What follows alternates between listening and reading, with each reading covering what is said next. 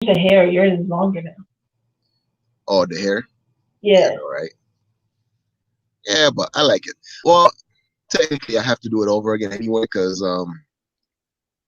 of what happened with my files and shit. Yeah, but it's right there. So why do you have to do it over again? Um, because this one is all right. When I do it right, so it's like the layers are, they all compress. Mm-hmm. So then Can't remove the background. well, yeah, exactly, the background as well as let's say if I want to change the emoji of the face from a laughing to serious to whatever. Oh, you had all those prepared. Oh, no wonder you were pissed off. And oh, you have no idea when I accidentally delete that folder. I was like, no, dude, I was like punching the air and shit like a fucking toddler. Do you know how many times over the years I have said always back it up? Yeah. Well, actually, That wasn't. like I can't back it up. That's your job. Yeah, I knew that was gonna. Well, Anyway, listen. It's very hard for me to learn my lesson. I have to go through a few more pain in order for me to. Well, I am learning. I did get me a fucking external hard drive while I was in Connecticut. Okay, so now I understand that you got one, but have you? Not yet because I don't really have anything to back up, really. Oh, okay, Yeah, okay, so I haven't redo it. I haven't redo all this shit yet, so I'm gonna okay. get it done. Anyway, so how you doing? I'm good. Welcome back to my channel. Thank you for having me. Yeah, you know what's funny, right? It's like, yo, we might start off with just having one subject, and then we just like the way we talk, and it just like kind of morphed into some crazy shit. Like I love this conversation because it's fun, man. And that's because neither of us has a one-track mind. That's true. So, we end up, our conversations end up being all over the place. Hell But yeah. just, I like them. Hopefully other people like them too. But, it might be a little long for people, but I Man, fuck can't. it. I think a lot of it has to do with the fact that everything we talk about within that span of conversation that we have is related somehow to the other thing. To the other one, yeah, exactly. Yeah, so that's why we're now gonna talk about parenting. Well, parenting, and I wanted to talk about not just parenting, but as a whole, but just why do people struggle with saying the words "I'm sorry"? Um, to me, it's like I think one of the reason why I hate saying I'm sorry is because I know that if that happened again, then it will actually me saying sorry again would actually have less value, right? So, in one end, like from a ego perspective, it's just I hate being wrong, right? Hate being wrong or hate being confronted for being wrong. So that's one aspect. Yeah, That's a good question. Which one is it? yeah. So that is one aspect of it, right? And as well as now, when you hate saying I'm sorry, there's also the danger that comes with it. Now is like you want to take less risk because you don't want to end up making a mistake. So then, which you have to say I'm sorry. But you're talking about mistakes, and but I'm talking about like when somebody, when you say something and it hurts someone's feelings, right? For Yeah, example, or a parent does something like, parents tend to blow things out of proportion a lot. So yeah. let's say a parent blows things out of proportion. It's a lot of them like don't want to go to the child and be like, "I'm sorry, I blew things out of proportion. I went a little too far." Mm. You Because to know? them it is viewed as a sign of weakness. Yeah, I know, but why? Man, do you know how fucking evil kids are? It's like you cut yourself and then you actually go for a swim at the sea. These little fucking shark men, they would tear your ass apart.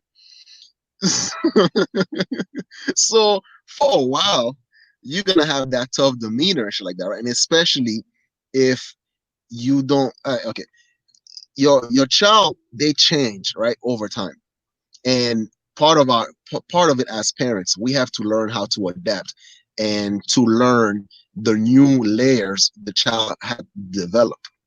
You know, it's like, okay, like for example, like when I see Nunya, right, or when I talk to her, it's like I have to keep forcing myself, like she's not a kid anymore. And then now, so we need to have, like, conversation that's not kid like, right? And then to still be able, like, when sometimes, like, she would actually, let a cuss word slip up and shit like that, right? Even though she's very good at keeping it, um you know not cursing, but I don't see it as a big deal when, as she's telling me a story about her school and stuff like that, right? And then, she had to be like, yo, this kid, he was acting like a little shit, and I had to tell him, blah blah blah. So as she's in the middle of telling me that story, it's like, that's how I talk. Right? So it is the breakdown of knowing your kid is no longer a kid anymore.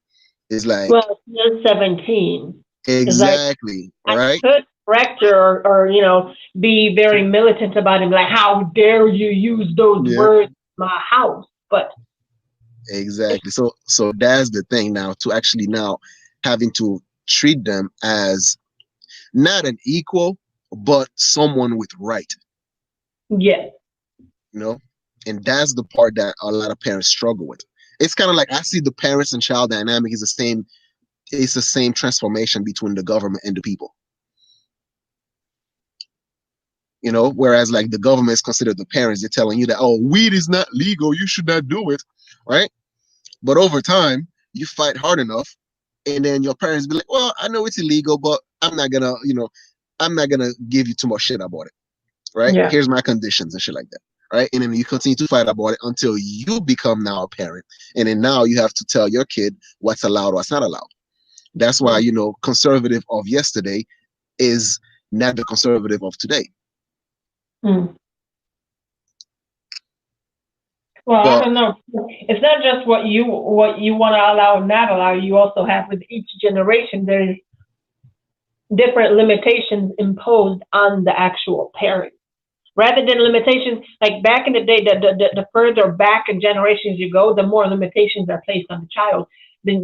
Each new generation has less limitations on the child, more limitations on the parent.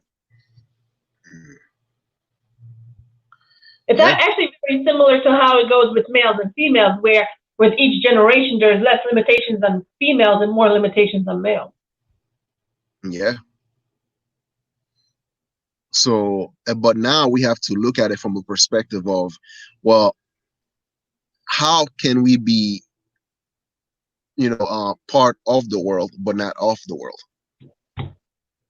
In the world, but not of the world. Yeah, But exactly. In the world, hey, but not of the world. before we get off on this subject, because I do want to stay on the subject of apologies for a little while. Yeah. I found this article, right? It talks about five psychological reasons why some people don't like to apologize. And I want to read some. I want to read like a little paragraph, All right. actually paragraph, and then just kind of like read each one at a time, and then just kind of talk about them. Could you email Like, it to me, and then I'll put it on the screen real quick? yeah, if you can put it on the screen, yeah. But I don't think, yeah, I think rather than putting it on the screen, you should put it in the description box. Gotcha. Because if you put it on the screen, it's hard to read and it's hard for them to keep up with. Well, it's not hard for them to keep up with the screen. So, you know what I mean? Yeah, I got you. All right. So I'm listening. Hold on, let me email it to you before I forget. I can't do both at the same time. I'm sorry. What happened to your skill of multitasking? I thought you were the shit when it comes to that. I can't talk and type at the same time because I'm typing different words and I'm speaking different words. It's going to get things all over the place.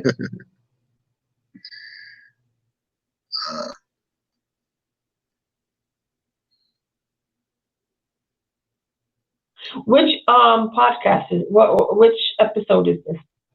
I believe this is the 4th episode. Okay. Just title it parenting.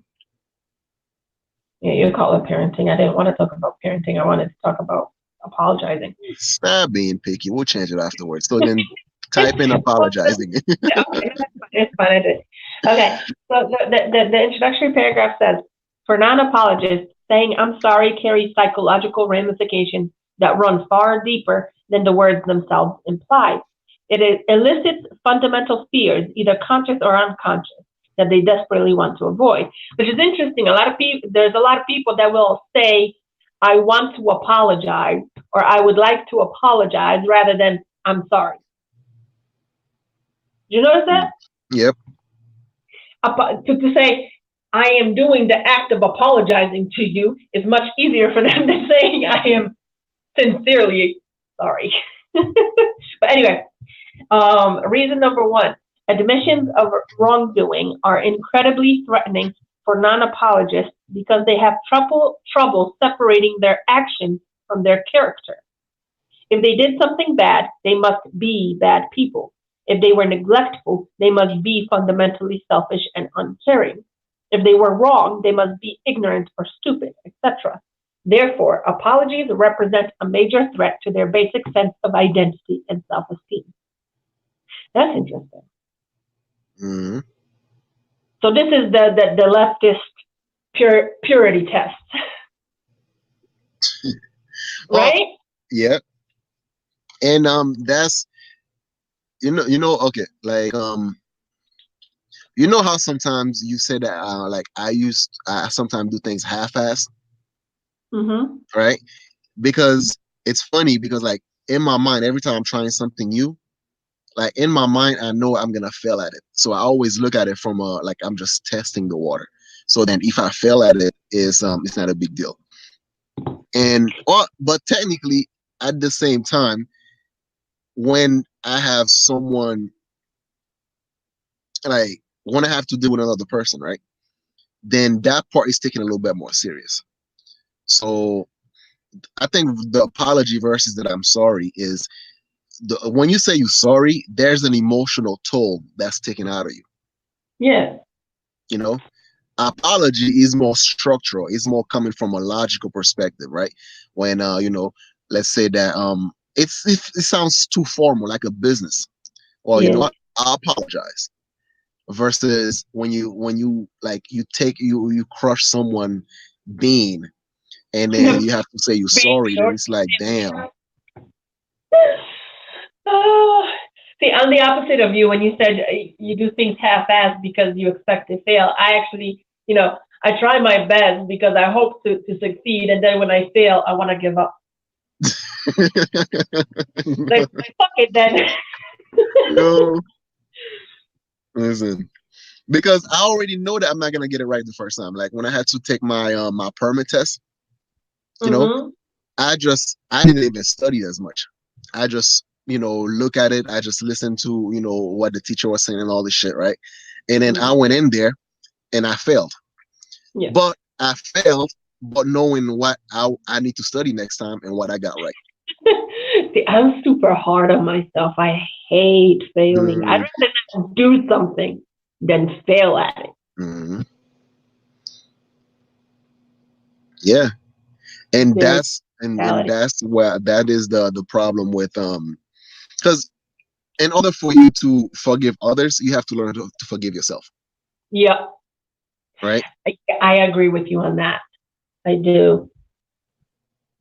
So that's why it's like, and it's like as parents, right? This is what I've learned with Nunya. It's like because I was looking at it from a stepdad perspective, and I know I wasn't gonna be perfect, right, as a dad, but I wanted to make sure that I don't scar this little girl for life. Yeah. You know? So I had to try a different approach from what I knew as watching my parents and stuff like that. Yeah, But well, so also, with each mistake you make, you learn how not to make that particular mistake. yeah, exactly. Because starting from her stubborn ass, I'm like, God damn, she's just like her mom. So technically, in a way, learning how to deal with her is like a smaller version of you, and I have learned how to deal with you better. I don't know how to take that. On that note, let us continue before somebody takes offense. That somebody. All right. So, but like So, all right. So, what is your perspective about when it comes to apologizing? Well, hold on, because there's more reasons. I All right. actually really like the next one. I think the next one is just like kind of gave me a bit of an epiphany about what happened the other day. So, not with you. You know what I'm All right. talking about. I know. Two is apologizing might open the door to guilt for most of us, but for non-apologists, it can instead open the door to shame. While guilt makes us feel bad about our actions, shame makes non-apologists feel bad about their selves, who they are, which is what makes shame a far more toxic emotion than guilt. Mm. Mm. Isn't the whole point one of the reasons for BDSM is to just shatter the concept of shame? You know, like I think somebody explained it to me in a sense where it's like you do shameful acts so you don't feel shame afterwards in everyday life. Just quite interesting. I know I'm off subject, but it's just that's No, another no. topic. I know what you mean.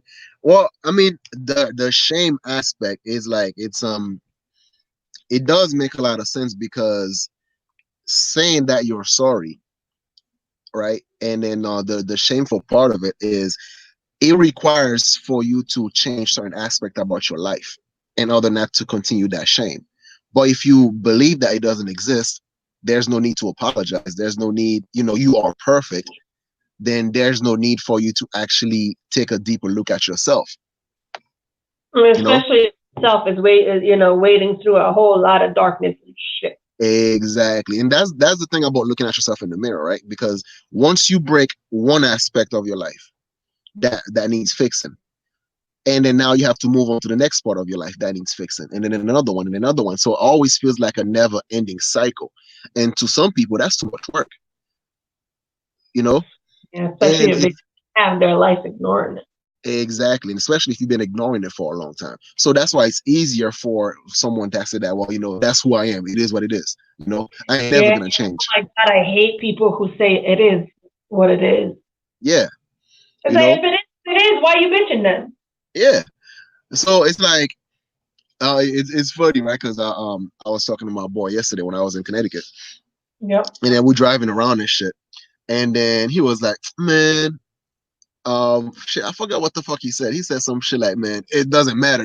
I am who I am. It's not gonna happen. I mean, it's never gonna change. So then I asked him, I'm like, well, has being who you are, has it worked for you so far? Right? And he was like, it hasn't. In order to get what you've never gotten, you have to do what you've never done, right? Yeah, exactly, right? And that's the thing. So it's like, which is funny because like I hated the fact that my parents never wanted to apologize to me, right? Mm, Even when they're wrong, even you clearly see that they're fucking wrong, and they know it too, but they would rather double down, right? yep. And Yep. that used to piss me the fuck off, right? So then, like, it's kind of like I see parenting as if like a big fuck you, like a big middle finger to my parents to say that I can do a better job than you, right? Okay. Okay. I kind of understand where you're coming from. I don't really see parenting as a big fuck you to my parents, but I see it as okay. Growing up, how did I see my parents fuck up and how I don't want to do it, right? Well, Or yep. or as I get older, what do I think my child needs me to teach her in order for her to be prepared for what's coming in life? Mm. Because I do feel like my parents didn't prepare me for what the hell life is. Oh yeah, They but which prepared me is as a psychologist for them. That's yeah, that. but here that's the funny part, right? This is where you actually break the generational curse, Yeah. you know, because it's like if I didn't like certain part of my childhood, right, then I'm gonna try not to duplicate that. I'm gonna try to make sure that my kid doesn't go through the same bullshit that I went through as a child, right? Yeah, but do you notice that a lot of times when there's more than one sibling, there's always like one sibling that goes the opposite way and tries not to make the same mistakes, and then there is another sibling that does exactly the same mistake. Well, yeah, exactly. It's almost I see it in almost every family that has more than one child. Mm-hmm. There's always, and that's why, and then the middle child just kind of like, I feel forgotten. Man, But it's I weird, right? think the middle child is the one that gets the best of both worlds, where they just kind of left it to figure themselves out for themselves. Mm-hmm. You know? Like I was in a tough situation, right? Because not only I was the last child, but I was also the only boy. Mm-hmm. So then you're having the pressure of being the man of the house at a Mm-hmm. very early age, but at the So same, I think you see it the same way as I see it. But hold on, I'm gonna let you say it first. yeah.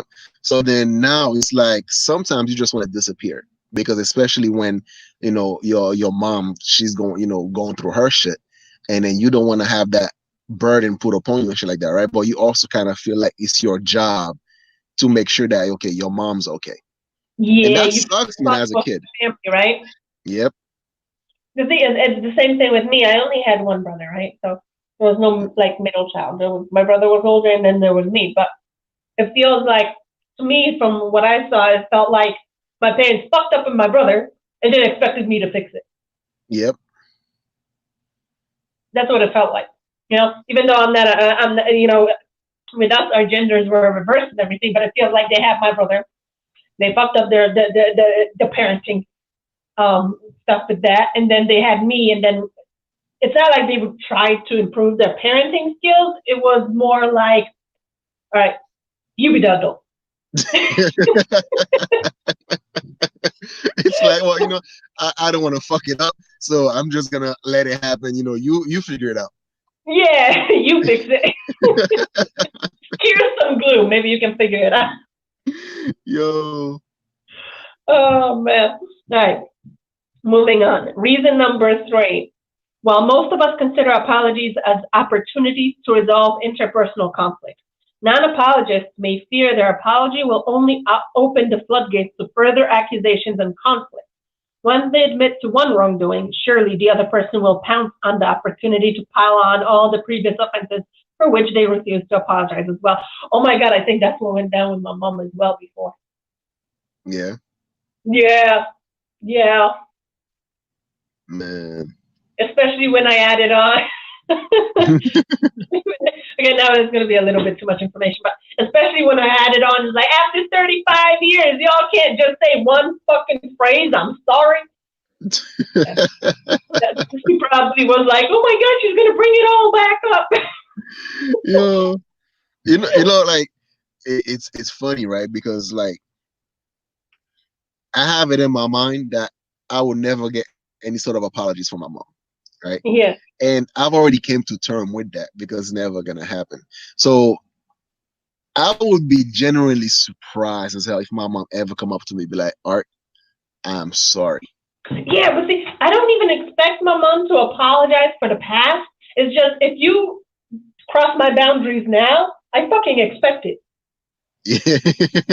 Okay? And I'm not just like, can you please say I'm sorry? Oh no, I'm mean about it. Like, I'll be mad.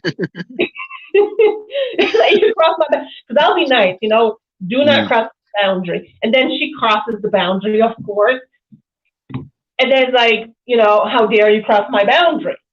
Yep. And then, of course, she likes to deflect, so she'll turn it around. It's like, well, what you talking about? You crossed my boundary. Mm. It's funny because I was telling my boy about we had the time my mom whooped my ass at a store and shit, right? About the pants? Yep, about the pants.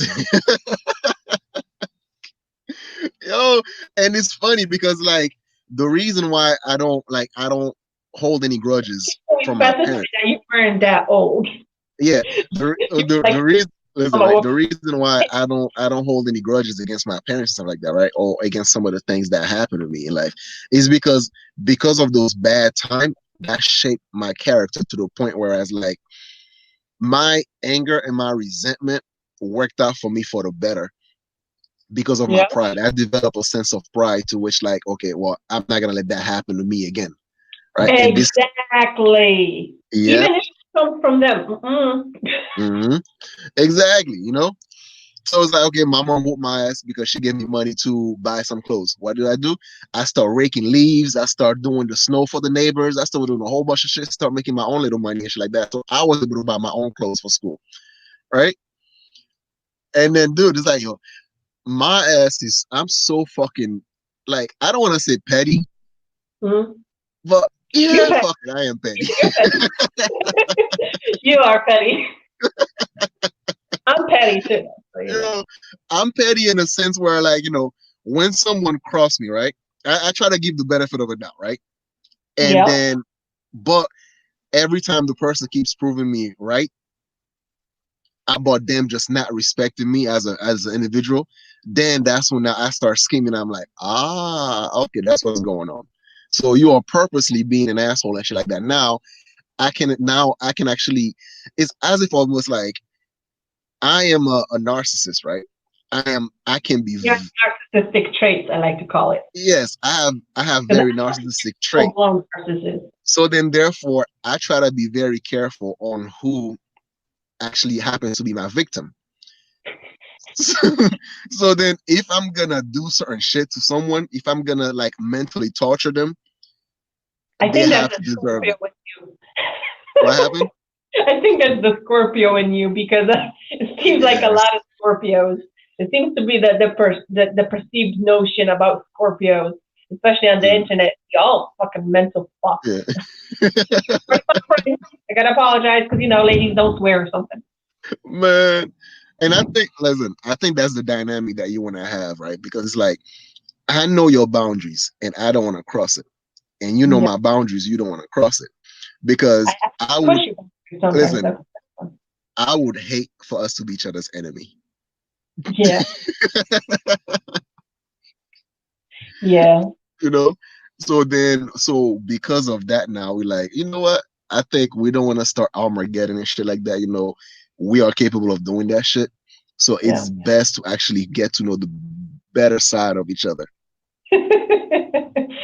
On that note, I will say that for a long time in our relationships, and I think to this day, you really don't like saying "I'm sorry."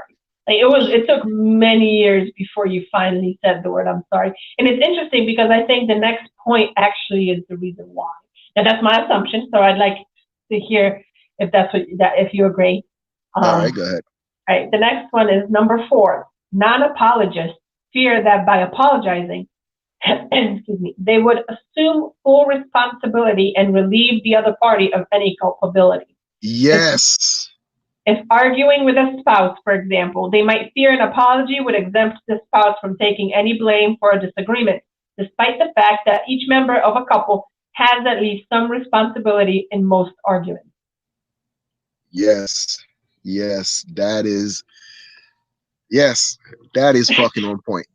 Nah, I can't deny that shit, because it's like, I you know why it was easier for me to, like, when I was pissed off at you, to now started to like, like making taking certain steps to start punishing you, Uh-huh. because, like, I'm justified in my head now. Every action that I take from then on is justified, right? And it used to piss me off so fucking much when I'm like in the middle of like a 3 months revenge, and then your ass come up to me and shit like that, be like, "Oh babe, I'm sorry," and I'm like, "Fuck! Don't tell me you're sorry. What the fuck is wrong with you?" It was a preemptive strike. So that's why I had to, like, that's why, like, now, like, I had to, like, every time you do something that I don't like, I had to learn how to just like automatically just snap at you, Yep. right? And that's the part that I hated, because it was so out of character to me. It's like me losing my cool, snapping at you and shit like that. Now I had to fucking say I'm sorry. And that used to piss me the fuck off. So now it's like, okay, I know I didn't want to snap at you like that, especially the way I would be like, fucking do it. And then, but I'm like, yeah, but the bitch fucking deserved it. Why the fuck do I have to apologize to her? Well, this is why you got to take my example for apologizing and say, I'm not sorry for what I said because I meant it. But I am sorry that it hurt your feelings. Oh, that used to piss me off because like, God damn it, now I feel like a fucking asshole, right? And then I waited for a little while, I'd be like, I'm sorry. Just a sly remark as you're passing through to go to the toilet. I'm sorry. I don't even wait for you to be like, you know what? Nope, sorry, I'm taking a shit now. I already apologized. Fuck off. I'm absolved, bitch. Oh. Oh man. Okay, Yo. number 5. All right. Oh, that was funny. By refusing to apologize, non apologists are trying to manage their emotions. They are often comfortable with anger, irritability, and emotional distance, and experience emotional closeness and vulnerability to be extremely threatening. They fear that lowering their guard, even slightly, will make their psychological defenses crumble and open the floodgates to a well of sadness and despair that will pour out of them, leaving them powerless to stop it. Whoa, shit. That's some weak defenses. Anyway, they might be correct. However, they are incorrect in assuming that exhibiting these deep and pent up emotions, as long as they get support, love, and caring when they do, which fortunately is often the case, will be traumatic and damaging. Opening up in such a way is often incredibly therapeutic and empowering, and it can lead them to experience far deeper emotional closeness and trust toward the other person, significantly deepening their relationship satisfaction. Now, this is an interesting point because do you think that Mm-hmm. people in the Black community don't get that support when they express some vulnerability, especially as children? No, I don't think they do. You know, and well, listen. Even though I grew up in the Black community or more urban area, shit like that, but my experience is more based on Haitian culture. Yeah, Then there are a lot of similarities of Haitian culture and Black community, as well as a lot of similarities between Haitian culture and Polish culture. yeah, So as far as apologizing is I'll tell you one of the reasons why I hated apologizing as well is the fact that like my mom used to um pretending to cry and all this shit and actually get us to apologize to her. So then like I hated the fact that I had to say sorry and not mean it. yeah. So you thought it was manipulative. Yeah, so I thought he was manipulative and shit. But just like for a long time, every time you saw me really upset, you thought I was manipulating it. Exactly. So then therefore like I would just look at you like I was like I took all the emotion out of it, shit like that, right? So then therefore I had this blank canvas to which you couldn't draw anything from, Yeah. you know? So but what was the question again? Well, that was, children in the Black community do when they express their vulnerabilities, do they get the much needed support and love and attention that is needed in order to know that they're safe in those vulnerabilities and that they're not it's not how should I express it? Do they It's not feel used safe against them. expressing these vulnerabilities, or do they feel it's dangerous to do so? I think it feels dangerous to do so Okay, why? because showing vulnerability is like you can't be a sheep amongst wolves, Even right? as a child. Even as a child. So are you saying the mom is considered a wolf? Um, yeah. Why? Um, as parents, right? We try to lead by example, and we see our mothers, they go through lives and never having to apologize, or as a matter of fact, the more they double down, even when they're wrong, the more for some reason people get away with it. People just give in to them, to their needs. So, but yet at the same time, if let's Gold say that, type of mentality? yeah, exactly, right. So then at the same time, then you kind of learn some of these habits of what works. You know, if you, especially if you're a female, but if you're a male, then all that end up doing is like you end up getting killed or get shot by the cops or some shit like that, because nobody's gonna let a man get away with the type of shit that a woman get away with, right? But at the same time, if you are, you step on somebody's shoes and stuff like that, right? Even if you don't do it on purpose, be like, oh, I'm sorry. Automatically now, this motherfucker think that he has some sort of power over you just because of the fact that you apologize, Yeah, right? like it's a sign of weakness. Yeah, like it's a sign of weakness, just saying, oh shit, my bad, bro, right? Well, But that I think that's why in the Black community you hear "my bad" a lot more often than you hear "I'm sorry."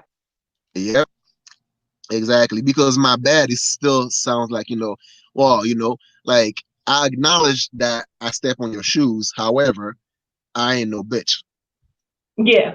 which is weird, right? It's like it's very difficult for like to be genuine with with someone and shit like that.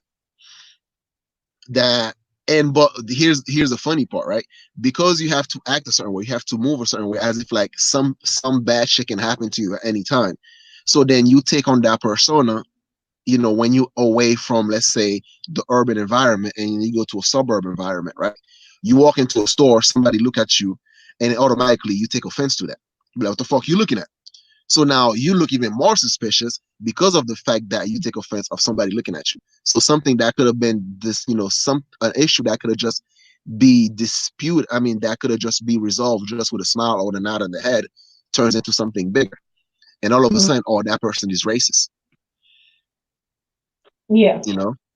And that's the hard part. The attitude, you take the attitude away from the hood, and then you bring it to an environment to which it is not needed, but you cannot let go of it. You cannot let your guard down. Okay. So now I'm going to ask a bit of a controversial question. Mm. When you partner up with someone outside of that community, you have a chance to be vulnerable in a safe environment, don't you? Yes, you do. So then how is that then a threat to the community? Because once you step outside of that environment, right? And then you realize that you don't always have to be guarded, then what's the reason for you to come back and to deal with the people in that community? What's the And reason that's where in the first and place? that's where the fear comes in. The fear of, like, once you date outside of your culture, then you having to now, let's say, even if the thing doesn't work out with that person that you dated outside of your culture, but just coming back alone to having to deal with the same type of mentality that you've experienced in the hood culture. Now it's very it's like having a taste of femininity, or having a taste of really, really good food for a while, and then now, I don't want to make it sound like, think I don't think it's femininity that men are attracted to necessarily. I mean, they are obviously, but the thing that I think a lot of men sense in different cultures is the ability to be vulnerable without feeling threatened. yeah, it's Because like, okay, technically that is what femininity mm, is supposed to allow. Like like you need I tell you all the time, right? It's like, it's not that you're not as crazy as most black chicks, right? You are. You get on my fucking nerves sometimes. Just like I get on, just like I get on your fucking nerves sometimes, right? But the one thing that actually, one of the things that made me fall in love with you, right, is when you're wrong, you actually apologize. but And then that was not something that I was used to. so, but me apologizing, doesn't that give you an opening to know, like, oh, well, she's apologized and nothing happened to her? Maybe I can apologize too and nothing will happen to me either. Exactly. So there's a back and forth, you know, just like, my behavior as well, right, was able to actually, you were able to mirror some of my behavior, and Yes. I was also able to mirror some of your behavior, you know. And So, sorry, yeah, go go ahead. ahead. No, go ahead. What was the question? So then, right, is the breath of fresh air that a lot of people mention when they partner up with someone outside of their community. That's them being able to be their vulnerable self without them feeling danger. Yeah.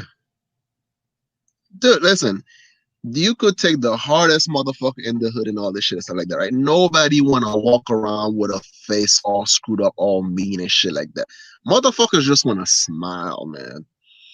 They don't wanna have to deal with like, looking all hard and all tough all the time. That shit's tiring. It's bad enough you have to do it in the world, right? Yeah, it is stressful.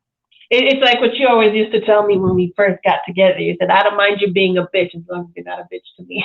Yeah, exactly. Right? You could be a bitch. I don't give a fuck about that. Just not a bitch to me. And that's the thing, because it's like our home is our sanctuary, right?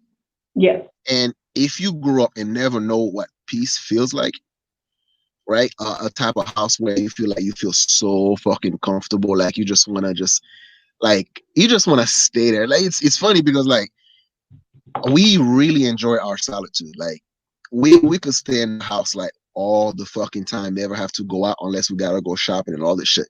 Because like our home feels so fucking peaceful. Yeah.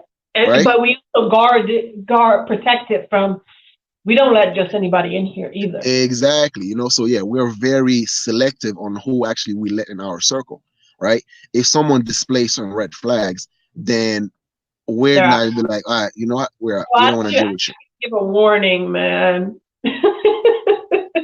Yeah. This is my thing, is like I have boundaries and I have a very short fuse, which means is like, I am extremely petty. Like you always say, is like I don't even have a sense of humor, really. So you can say something that's supposed to be a joke, and I'm gonna take it serious. Mm-hmm. Yeah, and that's the thing, though, right? Because it's like, you know what it is like. We work very hard to actually make our home into an oasis. Yes. And then we'll be them, exactly. And then we'll be them to let anybody come through and then disturb that peace. Yeah. No. Oh. But see, this is the thing. Like, I hear in certain circles of Black YouTube, you hear a lot of Black men, complaining about women going outside of their community, and then within the women, you hear the same thing about the men going outside of their community.